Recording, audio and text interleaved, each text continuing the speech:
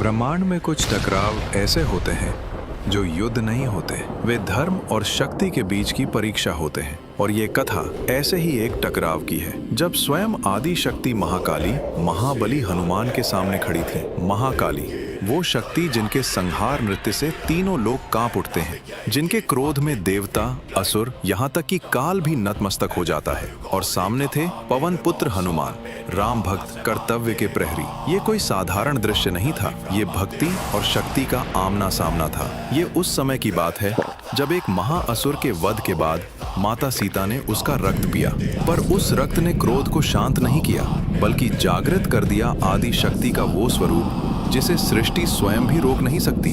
महाकाली का प्रचंड तांडव आरंभ हो गया। धरती कांपने लगी, आकाश स्थिर हो गया, दिशाएं भय से झुक गईं, देवता दौड़े, ऋषि मंत्र पढ़ते रहे, पर कोई भी उस क्रोध के पास भी नहीं जा सका। तभी देवताओं को स्मरण आया एक नाम, हनुमान, क्योंकि यही वही हनुमान थे जिन्होंने पंचमुखी रूप धारण कर अहिरावण का वध किया था। यही वही हनुमान थे जिन्हें प्रसन्न होकर महाकाली ने अपना क्षेत्रपाल, द्वारपाल नियुक्त किया था। इसी विश्वास ने हनुमान को उस विनाश स्थल तक पहुंचाया। जैसे ही हनुमान वहां पहुंचे, उन्होंने देखा माता महाकाली अपने पूर्ण रौद्र रूप में थीं। उनके चारों ओर विनाशकारी ऊर्जा का ऐसा कवच था कि कोई भी पास नहीं जा सकता था। हनुमान ने हाथ जोड़े, प्रणाम किया, हे माता, आप मेरी आराध्य हैं। पर क्रोध में डूबी महाकाली कुछ नहीं सुन सकी।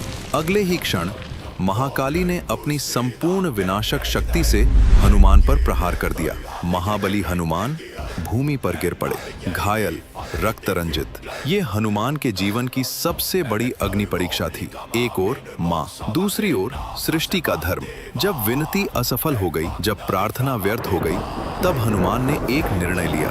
उन्होंने अपने भीतर सोए हुए उस स्वरूप को जागृत किया जिसे आज तक किसी ने नहीं देखा था, शिव का रुद्र अंश। जैसे ही ये रूप प्रकट हुआ, हवा ने बहना छोड़ दिया, पत्ते स्थिर हो गए, समय मानो रुक गया। ये महाकाली की माया नहीं थी, ये हनुमान की अटूट राम भक्ति की शक्ति थी। प्रहार से पहले हनुमान ने मन ही मन श्री राम का स्मरण किया, हे प्रभु, यदि ये धर्म है तो मुझे शक्ति दीजिए। और तभी महाकाली ठिठक गईं। उन्होंने हनुमान में शत्रु नहीं देखा, उन्होंने देखा अपने ही स्वामी शिव का अंश, कर्तव्य की अग्नि में तपता हुआ। अगले ही क्षण महाकाली ने उस रुद्र तेज को प्रणाम किया। उनका क्रोध शांत हो गया। हे पुत्र, महाकाली बोली, तू कोई साधारण वानर नहीं, तू धर्म का प्रहरी है। और उसी क्षण विनाश थम गया, सृष्टि बच गई।